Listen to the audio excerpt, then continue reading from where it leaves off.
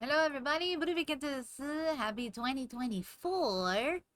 Alright, I know y'all been wondering why is Sukuna up here.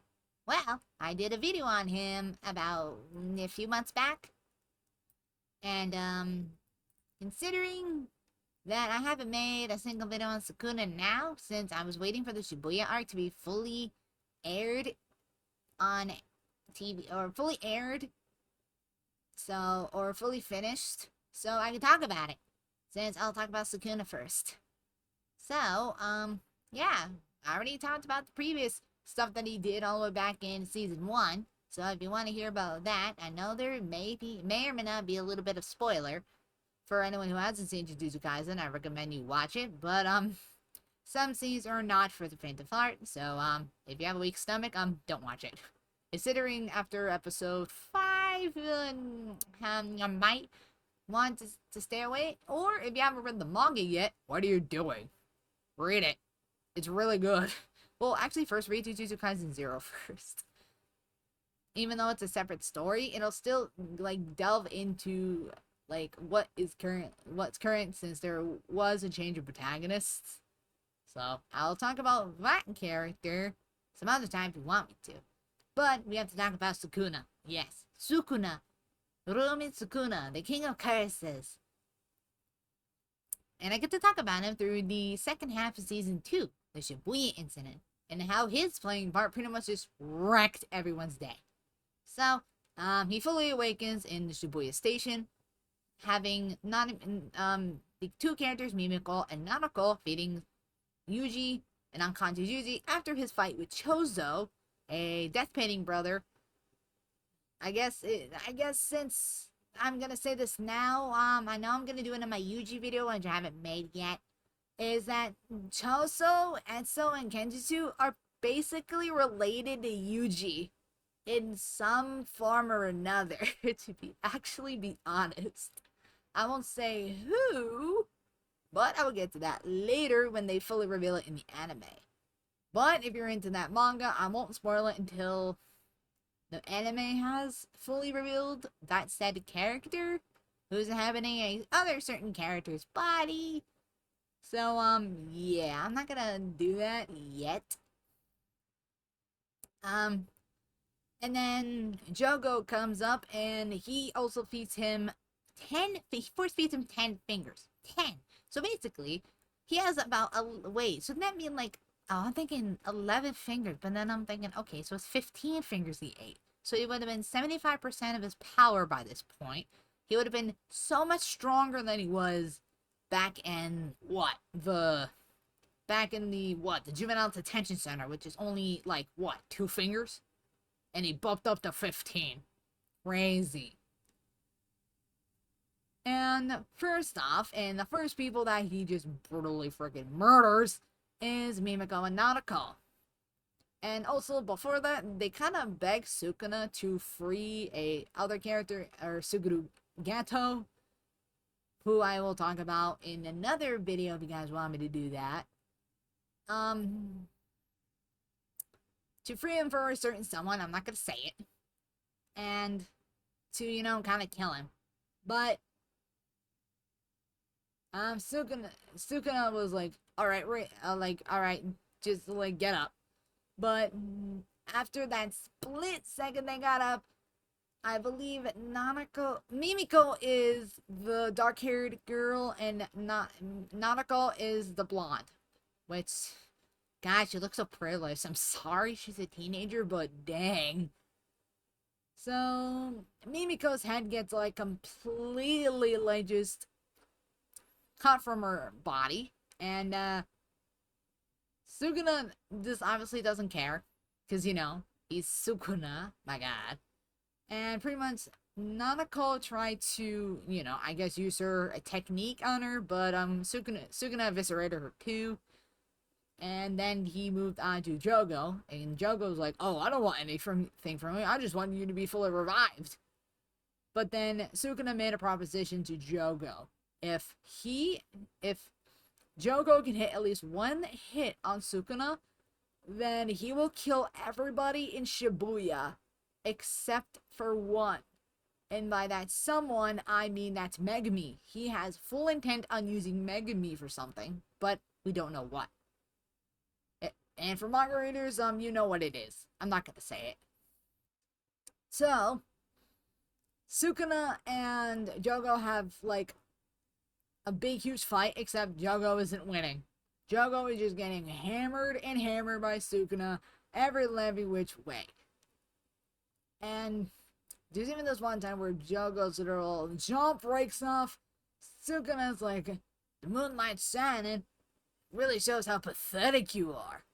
And pretty much later on picks up his body. He's like, I'm gonna keep fighting you until I'm satisfied. Till I get what I want. And pretty much they keep fighting. Then Jogo in the midst of it uses Maximum Meteor. But then Sukuna, being the ballsiest guy that he is, freaking teleports to where Kusakabe and Panda were with the other two curse users, and they try to leave the blast radius of Maximum Meteor, except Sukuna does, like, the ballsiest thing and tells them to not move or they kill him. Or they kill them. He, like, does, like, this slow anticipated thing. Even freaking Geto's supporters were, like, desperate, still in fear, and they wanted to get away from this dude as much as possible. Like, he was like, not yet, like, really, like, waiting for, like, the most pitiful moment to clap his hand, but, like, now to have Jogo's meteorite just basically flatten much of Shibuya. And then Jogo, seeing that he may have hit Sukuna, is like thinking, okay, Sukuna, like, there's no way Sukuna could dodge that. But then Sukuna comes out of absolutely nowhere, crisscross applesauce on the meteorite, not burning his freaking butt off, because why not? Says if it would have hit me. And then he revealed to us, or pretty much anybody, including Jogo, the one thing he never even told what was his even technique. It was like, Fuga. And basically revealed he can now use fire powers like Jogo can. So, yeah. A lot of shit has gone down in Shibuya. And then Sukuna uses that exact technique and using it on Jogo. And he even appears in Jogo's, like, afterlife image and shit, saying, like, oh, you did well. It was kind of fun. It was fun. Like, I've dealt with all these people throughout my 100 years of living. And pretty much you are the best one. Stand proud. You are strong. And pretty much had Jogo breaking into tears. And then even Jogo was wondering, like, what is this? And then Sukuna was like, well, I don't know. And then it comes to Jogo's, like, a eviscerated corpse. Like, his burning, charred corpse, like it was barbecued too damn well. And then another figure comes up, and, like, first Sukuna doesn't know who this person is, but then realizes it, like, after this person, says, Sukuna-sama, or Lord Sukuna, he immediately recognizes him as or her, I don't know the gender, please don't hate me, he knows her as Uraume. And then after the sweet little reunion that they have on top of the freaking meteorite, then he goes and teleports to where Megami was. And after he summoned Maharaga against his fight for Haruka, Haruka's just really fucking dumb. I'm admitting it. He's like the weakest out of, like, everybody. Freaking gets saved by the biggest Chad, or more or less the biggest goat in the series, Sukuna. And realizes that Megami is just basically in a state of suspension, since he got into a ritual where he was sacrificing his life to try and destroy Haruka. And now Sukuna has to defeat this curse, or the Shishigami, the divine general Maharaga, so that Megami can live. And he also heals him in the process, because why not? So a fight ensues. And there's even the funny part where he basically just goes through a freaking broken window. Well, not a broken. He, like, smashes through a window, comes out with soda and freaking popcorn, and, like, really? I'm eating this garbage? This is what the garbage is now? 100,000 years back, it was way better than this garbage. Friggin' slashed his Maharaga because he was pissed at something. Probably the food and drink that was eating too. And like the fight is the battle continues and continues. It got nuts where everyone's just been going in the way. Like everyone's getting killed by Sukuna slashes since he's aiming at Maharaga and doesn't even care about anyone's freaking survival at this point, aside from his own and Megumi's. And like everything goes to shit. People are dying left and right. And then we get to the big bang of the end of the fight is Sukuna using Malevolent Shrine to just evaporate Maharaga and ultimately firing off his famous fire arrow, shooting him, killing Maharaga instantly. But then here's the big catch. He walks over to Haruka and be like, "What you looking at? Go and leave." But then I'll just say this right now, even though I'm not gonna talk about him. He just was so lucky he got off with scot-free. Except he didn't. He died right on the spot. So, but then Sukuna being the devil man, the devil himself, the epitome of the 7 circles of hell itself, was looks at his hands "Oh, my time's almost up. Let me see what I can do, make this break." And he goes back to the crater that he made that was just basically what's left of Shibuya.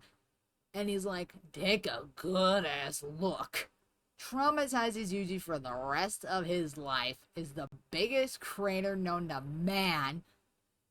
The city completely gone. Pretty much most of the civilians are dead. And with a traumatized Yuji thinking it's his fault that Sukuna reigned over his body, killed multiple people, and caused much less a natural fucking disaster. And I'm only stating this because Uncle Tommy has stated that he's a natural disaster. Sukuna's ballsy when he does. He's the ballsy guy. And I'll admit, I like it. I like how ballsy a man can get, especially in anime. But this is just going over the hell line to I'll blow up an entire city to get what I want. Killing thousands upon thousands of people. And, yeah, he scars Yuji for life, basically. He scars Yuji for life. He pretty much has Inumaki without an arm.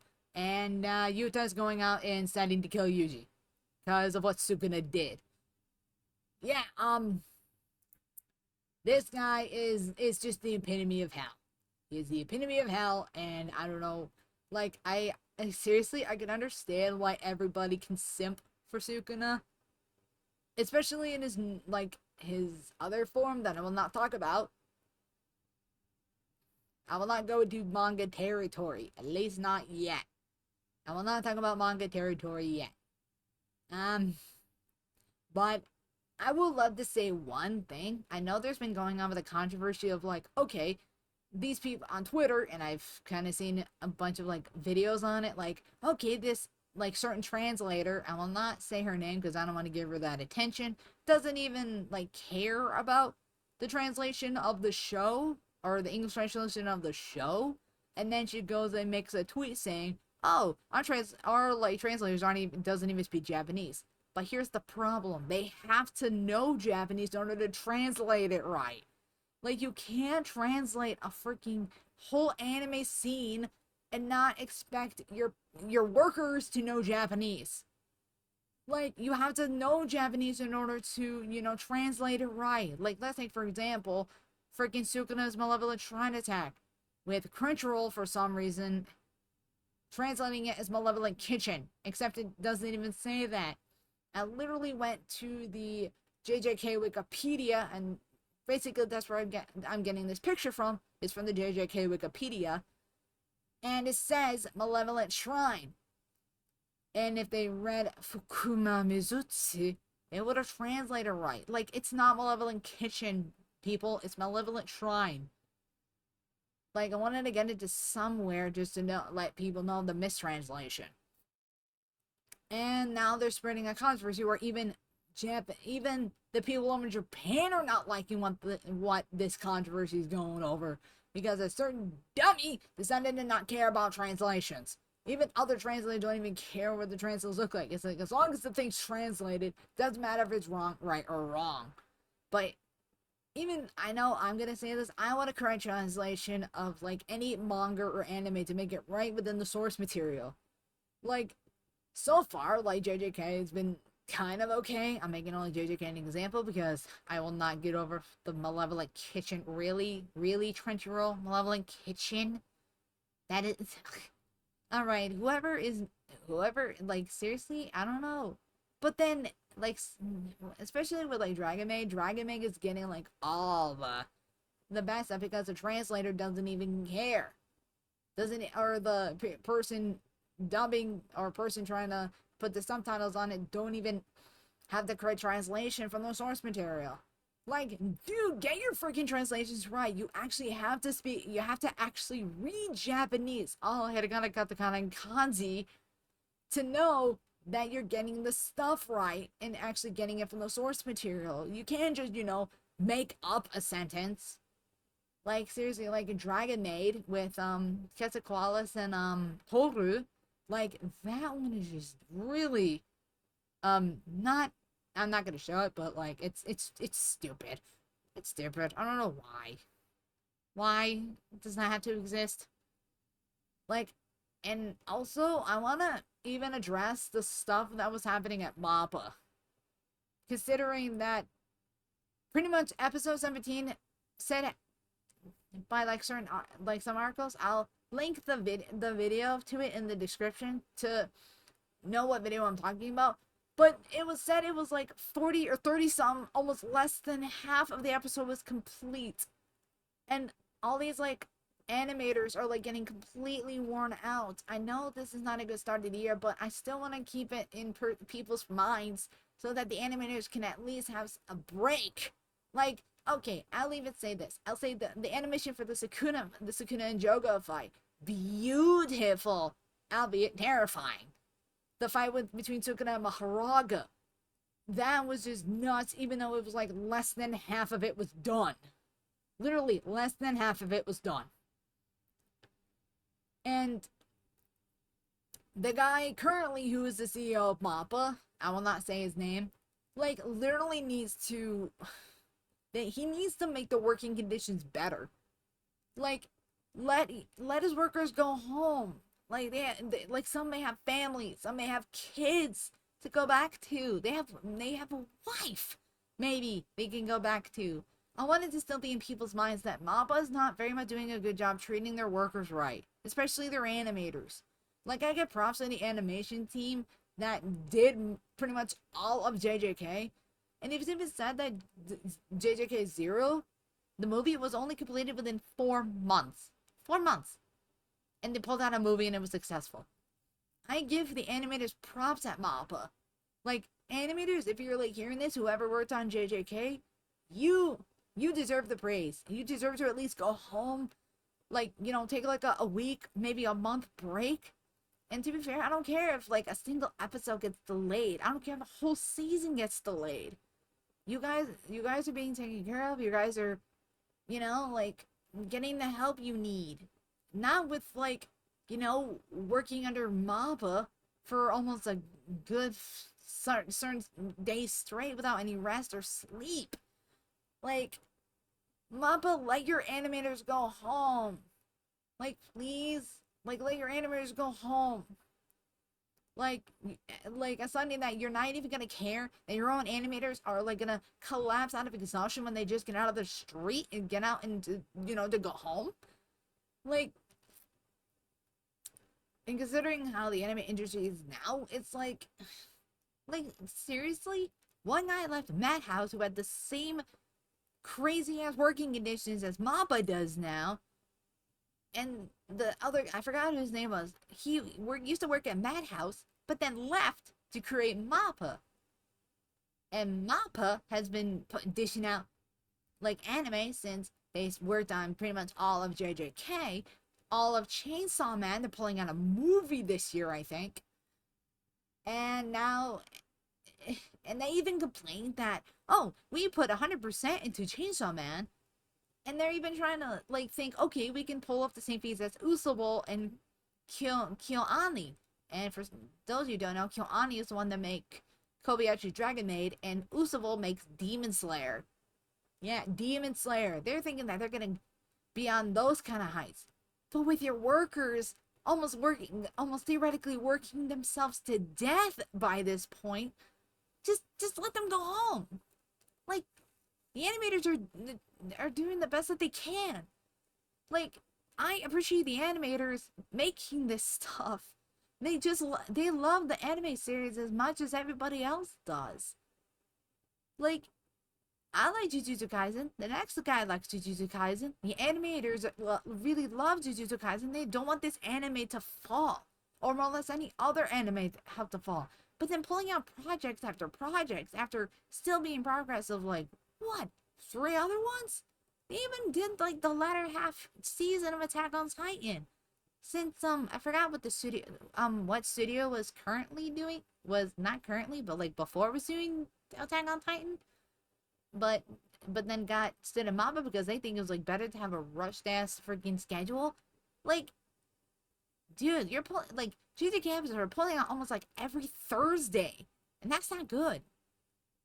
Like, let your animators have a rest. Let them have, like, a good eat of, like, ramen or something, or maybe like takoyaki, or something, just something for them to actually eat healthy and go home. Go home, spend their time with their wife, spend time with their kids if they have any, and a wife if they had any. Go home and, like, at least take, like, a month's rest. Like, and the anime industry is just a really fucked up place, especially for newly inspired animators. And then I know the animation is hard. I've seen, like, progresses videos on, like, animation, and it's really, really hard, especially if you're just starting out. And having Mappa be like, oh, for inspiring anime, we're gonna give you a pay raise. Like, that's just a basic trap, just to lure them into basically just giving. Mappa's basically giving new animators, if they want to work at Mappa, a full sense of security, basically. And I honestly don't like it.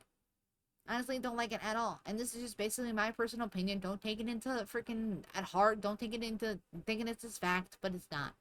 This is just basically my opinion on what Mappa's doing. And animators of JJK, if you're watching this, like, thank you. Thank you for making beautiful masterpieces. That is JJK. Masterpieces, that is, of Chainsaw Man. Even though the freaking director literally said that, oh,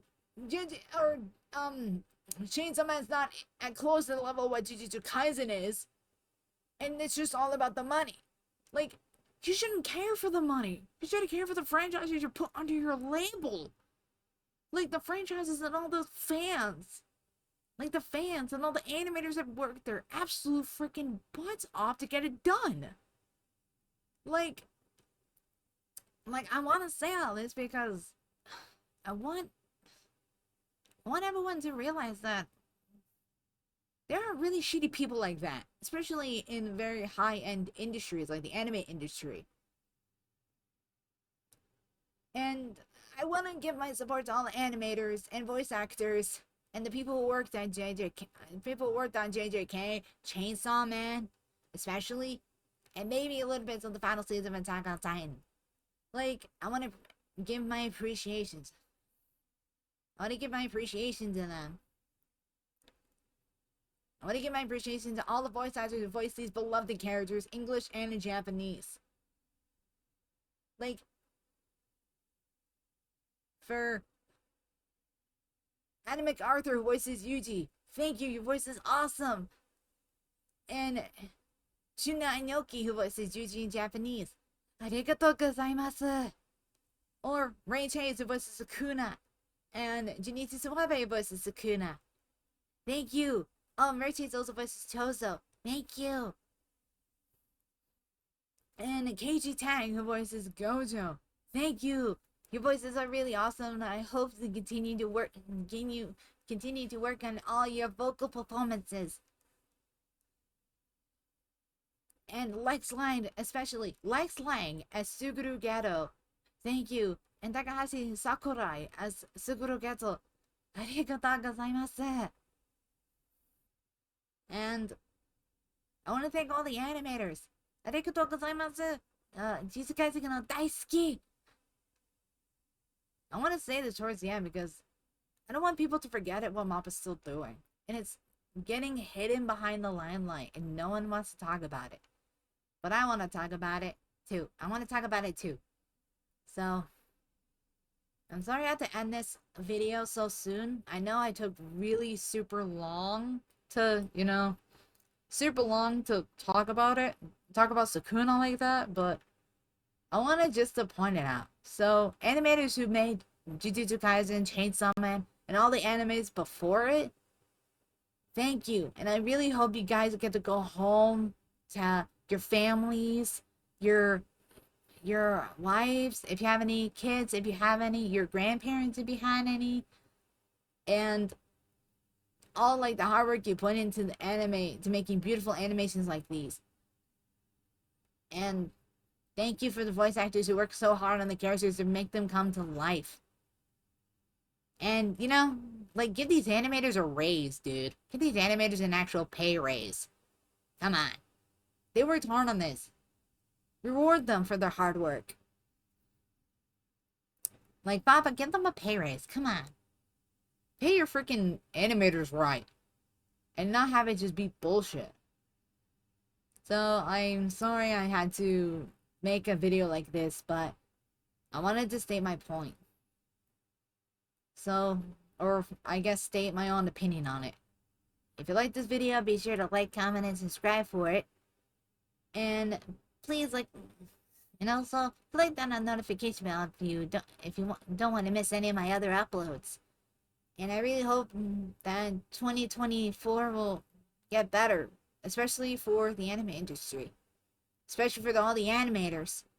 So I bid thee farewell, and I'll see you in the next video or live stream. Bye bye.